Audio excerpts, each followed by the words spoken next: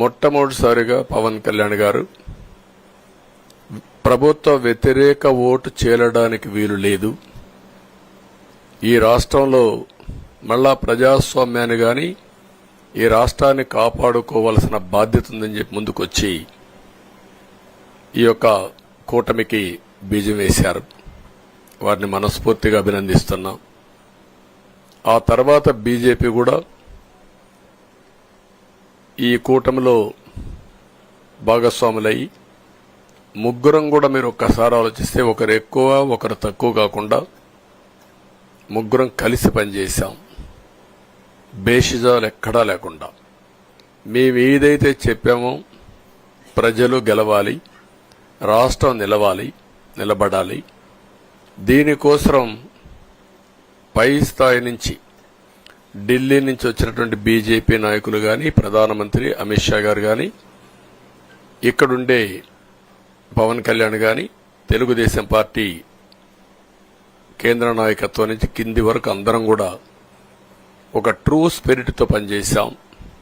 175 అసెంబ్లీలు, 25 అసెంబ్లీలు అన్ని పార్టీలకు సంబంధించిన సీట్లుగా ఎన్డీఏలో భాగస్వాములుగా ఒక బాధ్యతతో ముందుకు పోయాం. అందుకే ఈ అనూహ్యమైనటువంటి విజయాన్ని సాధించగలిగాం. ఇక్కడి నుంచి బాధ్యత ఉంటుంది. ఆ బాధ్యతని ఏ విధంగా చేయాలనో అవన్నిటి కూడా ప్రణాళికలు తయారు చేసుకుంటాం. అంటే ఈ 5 సంవత్సరాలు జరిగిన విధ్వంసం మీరు ఒకసారి చూసిన తర్వాత ఇది ఒక 30 సంవత్సరాలకు ఎంత డ్యామేజ్ చేయాలనో అంత డ్యామేజ్ జరిగింది. వ్యవస్థలు విధ్వంసమయ్యాయి. మొత్తం ఎకానమీ కుప్పగూలిపోయింది. అప్పులైతే ఎంత చేశారో ఇంకా లోతు పోతే తప్ప మనకు తెలియదు. ఎక్కడెక్కడ చేశారో ఏమేం చేశారో తెలియదు. ఇంకొక పక్క ఎక్కడికక్కడ సహజ సంపద, ఒక శాండ్ కావచ్చు, మినరల్ వెల్త్ కావచ్చు, లేకపోతే ఏదంటే అది ఇంకా మాకు అడ్డే లేదు, ఏమైనా చేయగలుగుతాం, ఎవరైనా అడ్డొస్తే తొలగించుకుంటా పోతామనే ధీమాతో ముందుకు పోయారు. కొంతమంది భయపడి రాలేకపోయారు, ఎదిరించలేకపోయారు. నా కళ్ల ముందర ఒక రైతు చూస్తే ఆ పొలం పక్క నుండి ఇసుక తీసేస్తే అక్కడ భూగర్భ జలాలు ఉండవు, వ్యవసాయానికి నీళ్లు కూడా కొరత వస్తుంది, పక్క నుండే పొలాల్లో కూడా నీళ్లు ఉండవు. కానీ మాట్లాడే సాహసం చేయలేకపోయాడు. ఆయన కళ్ల ముందర ఆయన పొలంలో మట్టి తీసుకుపోతా ఉంటే ఎదిరించలేని నిస్సహాయ స్థితికి వచ్చాడు. మా వాళ్లు పోతే హౌస్ అరెస్టులు చేశారు. ఇవన్నీ చెప్పుకుంటూ పోతే ఒకటి కాదు, చాలా జరిగాయి. అవన్నీ కూడా ఏ విధంగా చేయాలనో చేస్తున్నాయి. మళ్లీ వ్యవస్థలన్నీ కూడా పునరుద్ధరించాల్సిన బాధ్యత ఉంది. అదే మరిగా మాకు ఒక 4-5 రోజులు ఇవన్నీ చూసిన తర్వాత, డెప్త్కి పోయిన తర్వాత, మీరు పేపర్లో రాసినట్టు గాని మేము మాట్లాడినట్టు గాని ఒక లెవెల్లో ఆగిపోయినాయని నా ఉద్దేశం. ఎందుకంటే నేను రాజకీయాలు 40 ఏళ్లు చూశాను. ప్రభుత్వాలను మేము అధికారం ఉన్నప్పుడు చూశాను, బాగు చేసి మళ్ళా అపోజిషన్కి వస్తానే వీళ్ళు నాశనం చేస్తే మళ్లీ నేను అధికారంలోకి వస్తానే దాన్ని బాగు చేయాలంటే ఎన్ని కష్టాలు ఉన్నాయో నేను చూశాను.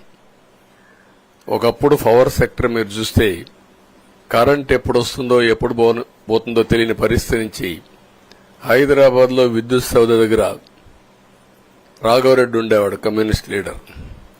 నల్గొండ నుంచి రైతులు తీసుకొచ్చి సమ్మర్ వస్తే అసెంబ్లీ ఏప్రిల్లో ఉంటే గొడవలు. సగం టైం మేము కరెంటు కొరత పైనే చర్చించేవాళ్ళం. That were the days. అలాంటిది నేను 1999 నుంచి పవర్ సెక్టర్ రిఫార్మ్స్ తీసుకొచ్చి 2004కి సర్ప్లస్ బాధ్యతతో క్వాలిటీ పవర్ ఇవ్వడం మొదలుపెట్టాం.